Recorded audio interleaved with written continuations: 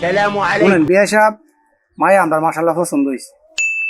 এখন মনে করেন যে আমার ফুলা বড় সরকারি অফিসের পিয়ন, ফুলার মনে করেন যে পাজারো গাড়ি পছন্দ, একটা পাজারো গাড়ি লাগবো। আর মাশাআল্লাহ ছোটবেলা থেকে ফুলাই মনে করেন যে মোটর সাইকেল চালায়া মজাফা, মোটর সাইকেলে অভ্যস্ত।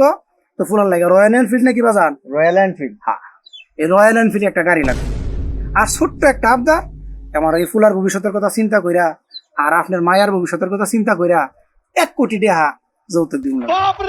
এটা আপনি চাইলে মনে করেন যে টেহাও দিতে পারেন, মন চাইলে স্বর্ণ অলকার যা পারেন আপনি দিতে পারেন, আমাদের কোনো আপত্তি নেই। কি করবো জান? হ্যাঁ হ্যাঁ। বিয়া সাহেব, আপনারা যাই কইছেন, আমি তো আপনার শর্ত রাখতে পারবো না। আব্বা, তুমি যৌতুকের ব্যাপারে কোনো চিন্তা করো না, যৌতুকের ব্যবস্থা আমি করতেছি, তুমি খালি ছেলের নাম্বারটা লো।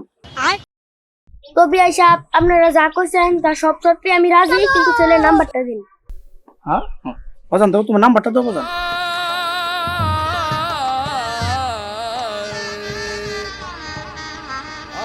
তাইলে এসব কথা হিডাই রইলো।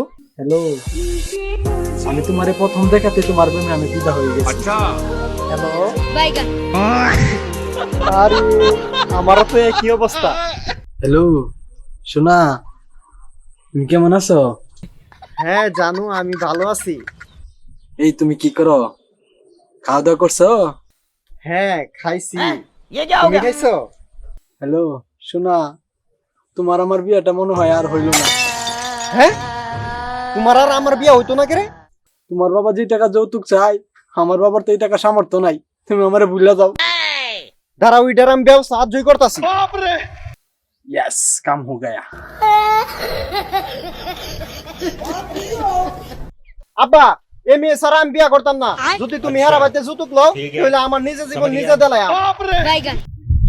আয় বাজান, আয়। হে প্রভু, আরে বাজান রে, চৌধুরী।